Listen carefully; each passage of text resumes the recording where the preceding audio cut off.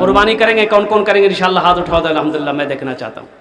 सारे लोग करेंगे अल्हम्दुलिल्लाह, करेंगे, कुर्बानी करेंगे। कैसे करेंगे कुर्बानी? खुद ज़िबा कीजिए, बेहतर यही है, या नहीं तो कम से कम वहाँ पर खड़े रहिए। जब कुर्बानी आपकी कुर्बानी जब हो तो जानवर के पास खड़े रहिए, इसमें सवाब है। उलमा फरमाते हैं क्या, हाँ, अल्लाह के रसूल सल्लल्लाहु अलैहि वसल्लम हज़रत फ़ातिमा ज़हरा से फरमाया, अपनी बेटी से फरमाया कि फ़ातिमा कुर्बानी के जानवर के करीब खड़े रहो, इसलिए कि जब खून का पहला कतरा ज़मीन पर गिरता है अल्लाह कुर्बानी करने वाले के तमाम गुनाहों को माफ़ फरमा देता है। सुभान अल्लाह। और सुनो, कुर्बानी करने वाले को हर रोवां वो जो बदन के अंदर में रोवां होता है, बाल, जिसको बाल कहते हैं, अल्लाह एक एक बाल पर एक एक नेकी अता फरमाएगा, एक एक बाल पर एक एक नेकी अता फरमाएगा। तो बेहतर तरीक़ा ये कि जब कुर्बानी हो तो आप खुद वहाँ पर खड़े रहें, आप खुद अपने हाथों से ज़िबह करें अल्हम्दुलिल्लाह। अच्छा, वहाँ तकबीर पढ़नी है।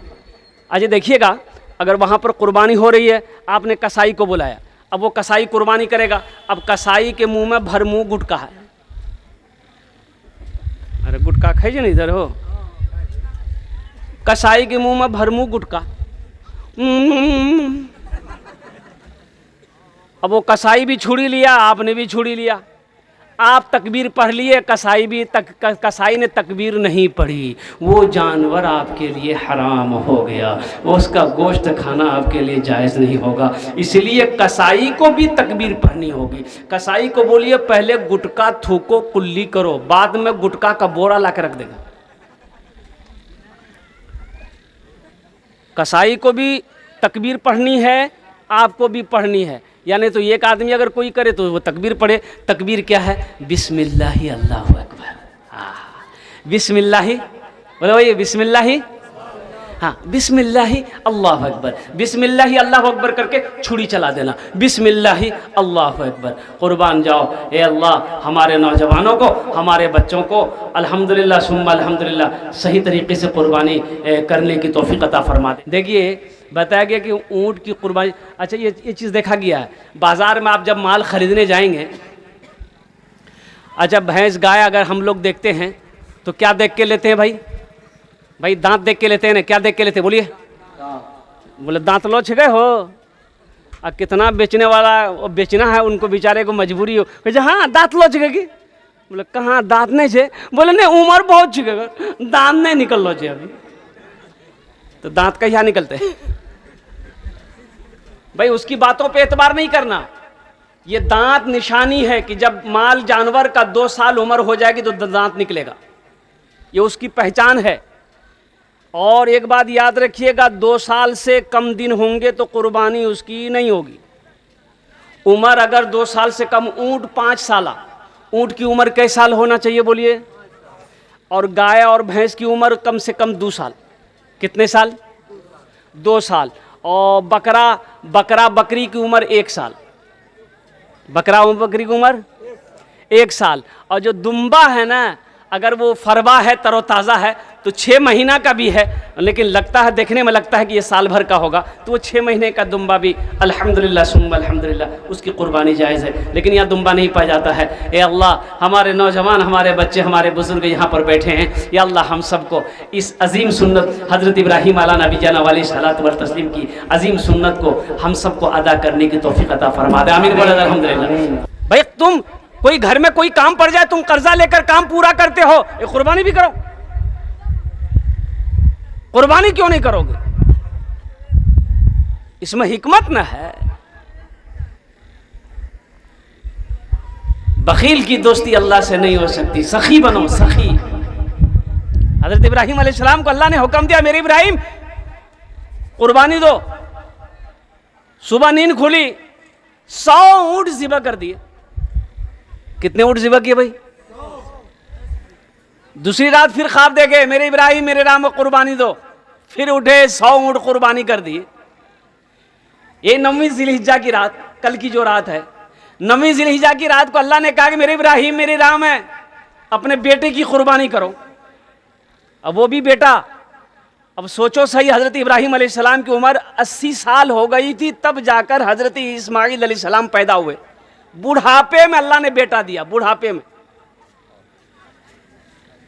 वो बेटा लख्ते जिगर, नूरे नजर, आंखों का तारा, मां के दिल का प्यारा। अब बच्चे की उम्र भी कितनी, 8 साल।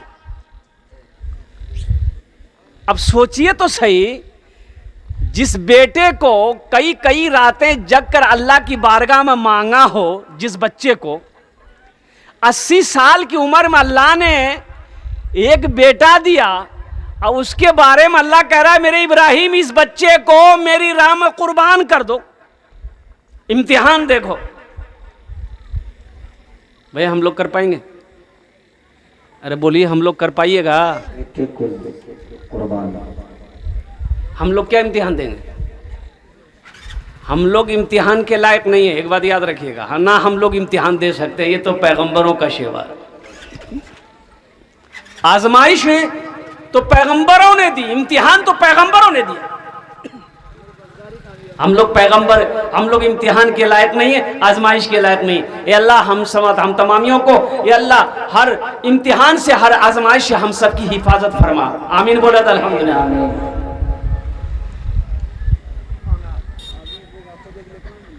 यहाँ तो एक बकरा देने के लिए तैयार नहीं आदमी, तो बेटा का कुर्बानी क्या करेगा?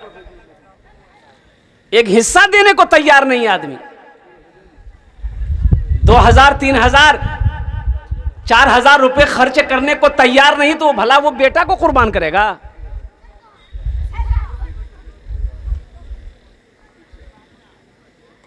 सखी बनो। बखील की दोस्ती अल्लाह से नहीं हो सकती।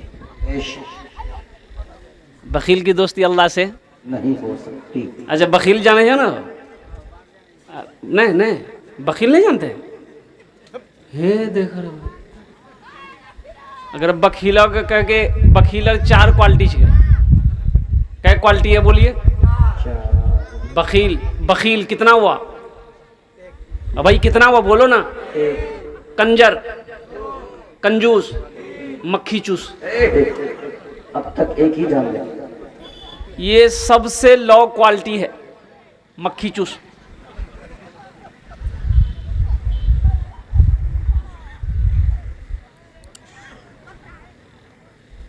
मालिक ने नौकर से कहा कैसा करो, बाजार चलो मेरे साथ। मालिक बड़ा बखील था, बड़ा कंजूस था।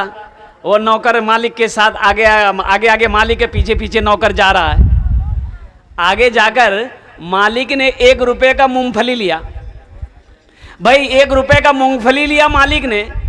अब मालिक मूंगफली छिल छिल के खा रहा था, एक दाना गिर गया। एक दाना गिरा तो नौकर से बोला उठा ले। तो नौकर ने एक दाना उठाया, मालिक बोला खा ले। नौकर खा लिया। तो मालिक बोला मेरे साथ रहोगे तो ऐसे ही ऐश करते रहोगे। ये बखीली है। और बखील आया और भुट्टा बेचा, मकई बेचा, बाजार से मकई बेचकर 35,000 रुपए लाकर बीवी को दिया। अलमारी में रखी है, बीवी ली पैसा अलमारी में रख दी। अच्छा, चोर जो है बाजार से ही लग गया था पीछे में कि 35,000 का मकई बेचा है, ये पैसा हमको किसी तरह लेना है। वो चोर इसके साथ साथ पीछे पीछे करता हुआ इसके बस्ती तक आ गया। बोले ओ रंग पूरे रोज गए, कौन टा गली में घर जगह देखा, कौन गली में घुसा, चोर देख लिया, देखा ये आंगन है, यही घर है। अच्छा, बीवी को बुलाया, बोले पुत की माया 35,000 टका रखी थी अलमारी में, रखी थी अलमारी। बीवी ली, चाबी ली, अलमारी खोली, 35,000 रुपये रख दी। ये चोर रात में आया, रात के सन्नाटे में आया, दीवार को काटा, अंदर घुसा। जिस अलमारी में रखा हुआ था पैसा, वो अलमारी में लिखा हुआ था ऊपर में हाजा मिन फजले रब्बी, ये मेरे रब का फजल है। वही स्टिकर मिलता है ना, कुरान की आयत लिखी रहती है हाजा मिन फजले रब्बी। बहुत कुछ लिखाते हैं लोग, लिखते हैं लोग, स्टिकर लगा हुआ था हाजा मिन फजले रब्बी, ये मेरे रब का फजल है। चोर बड़ा होशियार था, बड़ा चालाक था, अलमारी खोला, पैसा सब निकाल लिया। हाजा मिन फदले रब्बी का स्टिकर तो छोड़ा करके इन्नल्लाह माअस साबिरीन लिख करके चिपका दिया। झमेले खत्म भाई से। सखी बनो। हजरत इब्राहिम अलैहिस्सलाम ने सखावत किया, मोहब्बत देखो। सुबह हुई, आपने समझ लिया कि अल्लाह का हुक्म है, इस्माइल को हमको कुर्बानी करनी है। अब कुछ नहीं, बीवी से कहते हैं कि मेरी बीवी ऐसा करो, मेरे इस्माइल को गुस्ल दो, इसे कपड़ा पहनाओ, मैं इसे आज एक बहुत बड़े दोस्त से मिलाने लेकर जाऊंगा। सुभान अल्लाह, बहुत बड़े दोस्त से मिलाने लेकर जाऊंगा। बीवी भी खुश हो गई। हजरत इस्माइल अलैहिस्सलाम को गुस्ल दिया, बालों में तेल लगाया, कंघा किया, नए कपड़े पहनाए और कुर्बान जाए। हजरत इब्राहिम अलैहिस्सलाम बगल में रस्सी लिए, छुरी लिए, हजरत इस्माइल का हाथ पकड़ा और घर से निकल गए। अब देखिए शैतान कभी कभी ना सच बोलने पर भी मजबूर हो जाता है। कभी कभी शैतान भी सच बोलता है, कभी कभी शैतान भी। बोलो भाई। सच। एक आदमी मस्जिद नमाज पढ़ने जा रहा था रात में, तो जैसे ही घर से निकला कुछ दूर चला, ठोकर लगी, गिर गया। देखा कपड़ा खराब हो गया। वो बेचारा मस्जिद नहीं गया, घर आया। घर आकर के कपड़ा बदला, वजू बनाया, फिर निकला। वो दोबारा निकला, फिर कुछ दूर चला, ठोकर लगी और गिर गया। गिरा, देखा फिर कपड़ा खराब हो गया, फिर लौटकर घर आया, कपड़ा चेंज किया दूसरी मर्तबा, और कपड़ा चेंज करके फिर तीसरी मर्तबा वो मस्जिद के लिए निकला। जब घर से जैसे निकला, देखा एक आदमी चिराग जलाकर खड़ा है। कौन है रे? वो चिराग की रोशनी दिखाते हुए आदमी चिराग लेके आगे, ये पीछे पीछे मस्जिद के दरवाजे तक पहुंचा दिया। वो आदमी मस्जिद के अंदर भी गया, नमाज पढ़ा, और नमाज पढ़ के जब निकला, देखा वही आदमी चिराग लेके खड़ा है। घर तक लाके छोड़ा। तो ये आदमी सोच रहे, भाई ये आदमी है कौन, हम तो नहीं पहचान रहे हैं, इन्होंने मेरी मदद करी है। तो पूछा आगे, भैया तो नाम की जाओ, तो के जाओ? बोला हमारा नाम है शैतान। बोले अरे शैतान तो नमाज से रोकता है, तुमने मेरी रहनुमाई की, तुमने मेरी मदद करी, तुम मुझे नमाज पढ़वाए, आखिर वजह क्या है? तो शैतान बोला कि सुनो, जब तुम पहली मर्तबा नमाज के लिए जा रहे थे, ठोकर लगी गिर गए, वहां से आए, ठोकर लगी गिर गए, अल्लाह ने तेरे गुनाहों को माफ कर दिया। सुभान अल्लाह। ठोकर लगी गिर गए, अल्लाह तेरे गुनाहों को माफ कर दिया। दूसरी मर्तबा जब तुम नमाज के लिए जा रहे थे, फिर ठोकर लगी गिर गए, अल्लाह तेरे गिरने की वजह से तेरे खानदान के तमाम लोगों के गुनाहों को माफ कर दिया। और तीसरी मर्तबा जब तुम जा रहे थे, हमें डर था कि फिर तीसरी मर्तबा कहीं तुम गिर ना जाओ, तो अल्लाह ताला तुम्हारे पूरे मोहल्ले वाले के गुनाहों को माफ फरमा देगा। इसलिए हम नहीं चाहते थे कि तुम गिरो, तुम सही सलामत मस्जिद पहुंचो, नमाज पढ़कर नमाज का सवाब लो। ये शैतान बड़ा जिद्दी है। कभी कभी शैतान भी सच बोलने पर मजबूर हो जाता है। शैतान के पेट में दर्द हो गया, ये तो गजब हो जाएगा। इब्राहिम अगर अपने बेटे को कुर्बान कर देगा, ये तो गजब हो जाएगा। तो इंसानी शक्ल बुजुर्ग बना, वो इंसानी शक्ल बनकर हजरत हाजरा के पास आया। हजरत हाजरा कौन थी भाई? हजरत हाजरा कौन थी पता है? ये हजरत इब्राहिम अलैहिस्सलाम की बीवी थी। हजरत इब्राहिम अलैहिस्सलाम की हजरत सारा भी बीवी हैं, जिसे हजरत इसहाक अलैहिस्सलाम पैदा हुए थे। हजरत हाजरा से शैतान कहते, हाजरा इब्राहिम कहाँ गए? बोले काम से गए। बोले इस्माइल? बोले वो उसे ले गए, वो अपने बहुत बड़े दोस्त से मिलाने गए। तो शैतान देखिए, अब देखिए सच बोलने पर कितना मजबूर है। शैतान बोलता है अल्लाह की बंदी, ना ना ना ना, अरे वो अपने किसी बड़े दोस्त से तेरे बेटे को मिलाने नहीं ले गए, बल्कि वो अल्लाह की राह में उसे ज़िबह करने गए। तो माँ कहती है ऐसा कहीं होता है? भला कोई बाप अपने बेटे को ज़िबह करता है? भाई कोई बाप अपने बेटे को ज़िबह करेगा? माँ कहती है कि भला कोई बाप अपने बेटे को ज़िबह करेगा? अब देखिए शैतान कितना सच बोल रहा है। शैतान बोला कि नहीं नहीं, बात दरअसल ये है कि अल्लाह का हुक्म है, इब्राहिम को अल्लाह का हुक्म हुआ है कि मेरी राह में अपने बेटे की कुर्बानी दो। तो हजरत हाजरा कहती हैं कि जब अल्लाह का हुक्म हुआ है तो एक इस्माइल तो क्या, अगर मेरा 70 इस्माइल होता तो अल्लाह की राह में कुर्बान कर देती। सुभान अल्लाह, सुभान अल्लाह। एक इस्माइल तो क्या, मेरा 70 इस्माइल होता, अल्लाह की राह में मैं कुर्बान कर देती। और कुर्बान जाओ, शैतान पेट पकड़ कर मरोड़ कर वहीं पर बैठ गया। क्या है इब्राहिम, मैं रोक ना सका। शैतान तो चाल चला था कि माँ को बताएंगे तो ये दौड़ती हुई जाएगी, इब्राहिम को लौटा कर लेकर आएगी, बेटे को कुर्बान करने नहीं देगी। तो माँ कहती है, ए इब्राहिम आपने ये क्या कर दिया, मुझे बताया क्यों नहीं आपने कि अल्लाह का हुक्म है इस्माइल को कुर्बान करना है। आपने क्या समझा कि आप मुझे कह देंगे तो मैं आपको कुर्बानी करने ले जाने के लिए इस्माइल को नहीं दूंगी, मैं आपको रोकूंगी, मैं आपको रोकूंगी, मैं आपको मना करूंगी। ए इब्राहिम आप मुझे बता देते तो मैं भी आपके साथ चलती, आप मेरे बेटे को कुर्बान करते, मैं झोली फैला कर रब की बारगाह में दुआ करती कि मौला ये मेरा बेटा इस्माइल है, इसके कुर्बानी को अपनी बारगाह में कबूल फरमा ले। ये मेरा बेटा इस्माइल है, इसकी कुर्बानी को अपनी बारगाह में कबूल फरमा ले। तो कुर्बान जाओ। अल्लाह अच्छा देखिएगा, कुर्बान जाइए, ये अल्लाह को तो इम्तिहान लेना था ना। बाप बेटे की गुफ्तगू कुरान पढ़ो, कुरान में है। बाप कहता है कि बेटा इस्माइल अल्लाह का हुक्म है, मैं तुम्हें ज़िबा करूंगा, तुम तैयार हो? तो बेटा कहता है कि अब्बा जब ये अब अल्लाह का हुक्म है तो इसमें देरी मत कीजिए, आप जितना जल्दी हो सके हमको ज़िबा कीजिए, कुर्बान कीजिए, आप देरी मत कीजिए।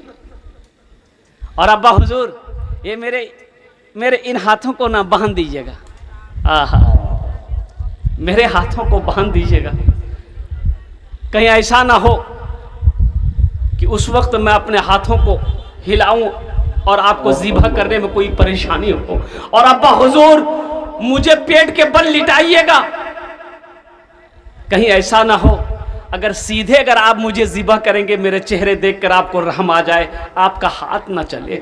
अब्बा हुजूर मुझे पेट के बल लिटाइएगा, मेरी गर्दन में तेजी के साथ छुरी चला दीजिएगा, अल्लाह का हुक्म है, अल्लाह का हुक्म है। बाप बेटे की कुर्बानी का ये वाकया कुरान में अल्लाह ने दर्ज फरमाया है। मुअज़्ज़ज़ सामिईन किराम, बेटे को बाप लिटाया हुआ है, छुरी चला रहे हैं, छुरी है कि काट नहीं रही। सोचो छुरी तेज है, ये छुरी तेज है, छुरी तेज है। इब्राहिम अलैहिस्सलाम बेटे के गर्दन पे छुरी चला रहे हैं, चमड़ा नहीं कट रहा। तो इब्राहिम अलैहिस्सलाम सोचे कि शायद ये छुरी बहुत आज गई हो, मारा पत्थर में, पत्थर दो टुकड़ा हो गया। सुभान अल्लाह बोले तो माशाअल्लाह, पत्थर में मारा, छुरी इतनी तेज थी कि पत्थर दो टुकड़ा हो गया, लेकिन इस्माइल के गर्दन पे छुरी चल नहीं रही है। इब्राहिम ने कहा कि ए छुरी तू चल क्यों नहीं रही है? तो छुरी ने कहा कि इब्राहिम आप अल्लाह के खलील हैं, वो जलील का हुक्म है, चलना नहीं है। सुभान अल्लाह, जलील का हुक्म है, चलना नहीं है। खलील कह रहा है चलो, तो मैं जलील की मानूं कि खलील की मानूं? कुर्बान जाओ। अल्लाह ने मना कर दिया था, हुक्म दे दिया था छुरी को कि छुरी सुनो, मेरा इब्राहिम चलाएगा तुम्हें, लेकिन चमड़ी ना कटे।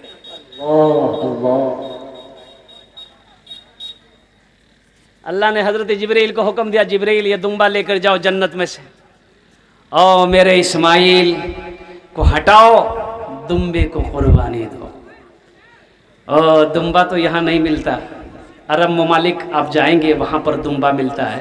अच्छा, कुर्बानी से पहले 2 रकात नमाज पढ़नी है। नमाज पढ़ते हैं भाई 2 रकात नमाज पढ़ते हैं कुर्बानी से पहले। अच्छा, ये कुर्बानी की जो नमाज है, ये नमाज में ज़ायद तकबीरें कितनी है? इस नमाज माशाअल्लाह, जज़ाकल्लाह। वाह बेटा वाह, अरे बूढ़ी भै गेलो जी। लड़का का बाल अच्छा है अल्हम्दुलिल्लाह। अभी तो एक से एक बाल का स्टाइल चला हुआ है। एक लड़का को देखे ना, हे देखा, हे इतने भर बाल चले, इतने भर। कीच करे वह। तो उसको हम बोला कि बेटा इधर आया। हमने कहा कि ये सब बाल कहाँ गलो रे? बोलो ने स्टाइल छे। बोले कौन स्टाइल छे रे? कौन कटिंग छे रे? बोले कटोरा कटिंग छे। अच्छा, कटोरा कटिंग कैसा होता है? यानी कटोरा रख करके, यहाँ कटोरा रख देता है, कटोरा प्याला जाने ना, वो प्याला रख करके अब बाकी बाल जितना छील देता है, और कटोरा के नीचे में जो रह गया उसको छोड़ देता है। वो है कटोरा कटिंग। ये कटिंग है मुर्गा कटिंग।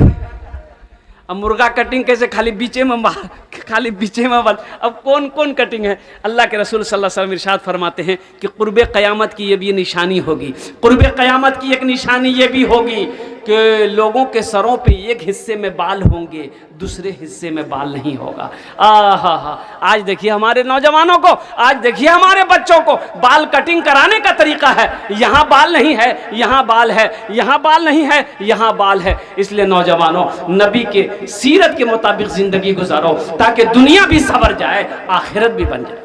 इंशाअल्लाह अमल करोगे? इंशाअल्लाह। अल्हम्दुलिल्लाह। बस हाजिर हो जाओ इंशाअल्लाह। बस ज़्यादा पर, अच्छा आप लोग ज़्यादा बोर नहीं हो रहे हैं? तकरीर ख़त्म कर दें? 3 घंटा ऐजा कब्रिस्तान है बगल में। আলহামদুলিল্লাহ। আচ্ছা ইনশাল্লাহ আমি চেষ্টা করছি, দেখছি কত देर আমি बोलते पारी। अल्हम्दुलिल्लाह। भाई 2 रकात नमाज पढ़ते हम लोग ईद से पहले। ईद उल फित्र, रमज़ान के बाद ईद उल फित्र है, और ये ईद उल अज़हा है। 2 रकात नमाज पढ़ते हैं। ज़ायद तकबीरें कितनी है? 6। भाई ज़ायद तकबीरें कितनी है? अच्छा, कितने नौजवानों को पते नहीं है कि कब हाथ उठाना है, कब छोड़ना है, कब बहाना है? पते नहीं। उसको सीखना होगा ना भाई। हमको पता नहीं है तो सीखेंगे ना, हम जानेंगे ना। इमाम साहब से पूछेंगे, मुफ्ती साहब से पूछेंगे, मौलाना तनवीर ज़की साहब से पूछेंगे, कारी अब्दुल रशीद साहब से पूछेंगे, मौलाना अब्दुल करीम चतुर्वेदी साहब से पूछेंगे, मुफ्ती सादुल नजीब साहब दामद बरकातुहुम से पूछेंगे। भाई हमें नहीं आता तो पूछना ना होगा कि ऐसे ही पढ़ लोगे, ऐसे ही पढ़ लोगे। लेकिन बेचारा नमाज तो पढ़ता है। अब नमाज हो या ना हो लेकिन पढ़ लेता। पता है ये नहीं है, पता है ये नहीं, पड़ोसी को देख के पढ़ लेता है। कपड़ा मालूम है पूर्णिया में रेडीमेड का रायमंड का कपड़ा है, ये कपड़ा तो बड़ा कीमती है, लेकिन नमाज पढ़ने जा रहा है, बुधवार को पता ही नहीं है, तरकीब नमाज मालूम नहीं है, कब हाथ उठाना है और कब छोड़ना है, कब फिर बांधना है, कब क्या करना पता नहीं है, लेकिन नमाज पढ़ लेता है। कैसे पढ़ता? पड़ोसी को देखता तो हाथ उठा लो भैया। ईद की नमाज पढ़ने के लिए बड़े बड़े शहरों में देखेंगे उस दिन रिक्शा वाले की खूब कमाई होती है, रिक्शे वाले की खूब कमाई होती है। हाँ, वो पैसेंजर ढोते रहता है। लोग ईदगाह नमाज पढ़ने जाते हैं तो वो लोगों को बिठा के लेके जाता है, छोड़ता है। अब लोग ईदगाह जाते हैं तो अपने साथ में बच्चों को भी लेके जाते हैं। ईद की नमाज ईदगाह में पढ़िए। ईद की नमाज कहाँ पढ़ना है भाई बोलो? ईदगाह। ईदगाह में बड़ा ज़्यादा सवाब है। ईदगाह में नमाज पढ़े तो बड़ा रश रहता है ईद के दिन। तो एक रिक्शा वाला मुसलमान था बेचारा, पैसेंजर ढोते ढोते देखा कि जमात का टाइम हो गया। अब वो सारे लोग खड़े हो गए, अब काफ़ी लंबी जमात थी। ये बेचारा रिक्शा लेके पहुंचा, देखा कि जमात खड़ी हो गई, तो वो बोला कि हमको भी नमाज पढ़ना। तो रिक्शा एक जगह साइड कर दिया बेचारा। पास में टोपी नहीं थी, एगो पॉलीथिन लिया, सर में रखा, नियत बन के खड़ा हो गया। अब वो लोग ईदगाह जाते हैं, बच्चों को भी लेके जाते हैं साथ में, तो 2 4 5 बच्चा उसके रिक्शा में चढ़ गया। और रिक्शा में भूपू है ये ना, एक बच्चा बजाया भू, ती बोलता रे उतर में, वो बच्चा बजाना छोड़ दिया। फिर ये ऐसे है, फिर एक बच्चा थोड़ी देर फिर बजाया। ये बोलता अभी हम नमाज में है, नमाज में नहीं रहते तो हम बता देते। भाई नमाज भेले, अरे बोलो नमाज होते। इसलिए मेरे नौजवानों, नमाज सीखो, नमाज सीखो, तौर तरीक़ा सीखो, आदाब नमाज सीखो, तकबीर, अजय इसमें तकबीर पढ़नी है, अल्लाह अकबर, ला इलाहा इल्लल्लाह, अल्लाह अकबर वलिल्लाहिल हम्द। ये तकबीर पढ़ते हुए जाना है, तकबीर पढ़ते हुए आना है। और 9वीं ज़िलहिज्जा की फ़जर से लेकर 13वीं ज़िलहिज्जा की असर की नमाज़ तक, हर नमाज के बाद एक मरतबा ये अय्याम तशरीक़ पढ़ना है, हर नमाज के बाद। या अल्लाह हमारे बच्चों को दीन सीखने की तौफीक अता फरमा, आमीन बोले दो। मौजूद सामईन किराम, ये मस्जिद का जलसा है। मस्जिद अल्लाह का घर है और इस धरती पर सबसे पहला अल्लाह का घर खाने काबा है। खाने काबा और कुर्बान जाओ, हज़रत आदम अलैहिस्सलाम इस धरती पर तशरीफ़ लाए, अल्लाह ने हुक्म दिया मेरे इब्राहिम मेरा घर बनाओ। और हज़रत जिब्राईल अमीन अलैहिस्सलातु व तस्लीम फरिश्ते तशरीफ़ लाए और खाने काबा की बुनियाद रखी। अजय खाने काबा कहाँ है भाई? भाई खाने काबा कहाँ है? बोलिए बोलिए, कहाँ है? मक्का में। अल्हम्दुलिल्लाह, खाने काबा मक्का में है। और हज़रत इब्राहीम, हज़रत नूह अलैहिस्सलाम के ज़माने में तूफ़ान आया, खाने काबा की दीवारें गिर गई। हज़रत इब्राहीम अलैहिस्सलाम, ये हज़रत इब्राहीम अलैहिस्सलाम जिसका मैं जिक्र कर रहा था, हज़रत इस्माईल अलैहिस्सलाम, और दोनों बाप, अच्छा बाप भी पैगंबर है, बेटा भी पैगंबर है। हज़रत इब्राहीम अलैहिस्सलाम को अल्लाह ने हुक्म दिया, मेरे इब्राहीम मेरे घर की तामीर करो। बाप मज़दूर बना, मिस्त्री बना, बेटा मज़दूर बना, मसाला बना कर ला कर बाप को देता था, पत्थर उठा कर ला कर देता था। हज़रत इब्राहीम अलैहिस्सलाम खाने काबा की दीवार जोड़ रहे थे, मसाला बना कर बेटा देता था, बाप पत्थरों की जोड़ाई कर रहे थे। हिजरत का हुक्म हो गया, अल्लाह के रसूल जनाब मोहम्मदुर रसूलुल्लाह सल्लल्लाहु अलैहि वसल्लम हिजरत फरमा कर मदीना पहुँचे। कई दिन हो गए, अल्लाह ने हुक्म दिया कुर्बान जाओ, अल्लाह के रसूल सल्लल्लाहु अलैहि वसल्लम गमगीन बैठे हैं। तो सहाबा ने पूछा कि या रसूल अल्लाह सल्लल्लाहु अलैहि वसल्लम, मेरे माँ बाप आप पर कुर्बान हो, कोई बात है क्या? आप अफसरदा हैं। तो अल्लाह के रसूल ने इरशाद फरमाया, मेरे सहाबियों, मदीना आए हुए कई दिन हो गए, काश मदीने में एक मस्जिद होती, एक अल्लाह का घर होता, जिस घर में हम सब लोग मिलकर अल्लाह की इबादत करते। सुभान अल्लाह, सुभान अल्लाह, सुभान अल्लाह। जिस घर में सब हम लोग मिलकर अल्लाह की इबादत करते, काश एक मस्जिद होती, एक अल्लाह का घर होता। ए काश मदीने में एक अपना भी घर होता, ऐ काश मदीने में एक अपना भी घर होता, ऐ काश मदीने में एक अपना भी घर होता, सरकार के कदमों में हर लम्हा बसर होता, सरकार के कदमों में हर लम्हा बसर होता। हर बरगो शजर पर मैं नाते शहीदी लिखता, हर बरगो शजर पर मैं नाते शहीदी लिखता, हाथों में अगर मेरे जिब्रील का पर होता, हाथों में अगर मेरे जिब्रील का पर होता, हर लम्हा सरकार के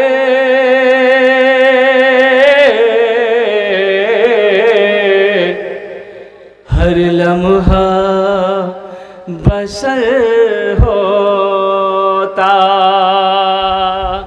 वो मस्जिद नबवी, एक ज़मीन खाली थी, अल्लाह के रसूल की नज़र पड़ी तो साहबा ने, अल्लाह के रसूल ने इरशाद फरमा, मेरे साहबियों पता करो ये ज़मीन किसकी है, खाली है, पता करो। तो पता किया गया, 2 यतीम बच्चों की ज़मीन है, बाप नहीं है, बाप का इंतकाल हो गया है, चचा है। बोला चचा को भी बुलाओ, उन 2 यतीम बच्चों को भी बुलाओ।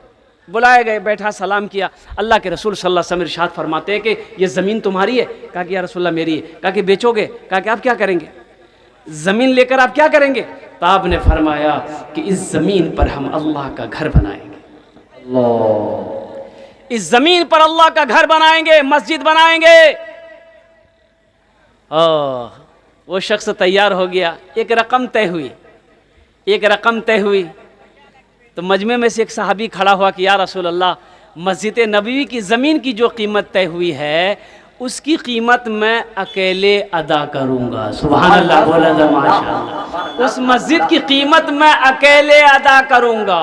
वो कौन खुश नसीब सहाबी रसूल थे जिन्होंने मस्जिद नबवी की ज़मीन की कीमत अकेले अदा करी थी। मैं उसका नाम बताने की कोशिश करूँगा। मौजूद शामिन किराम, ये बैनर आप देख रहे हैं जिसमें लिखा हुआ है जलसा इस्लाह मुआशरा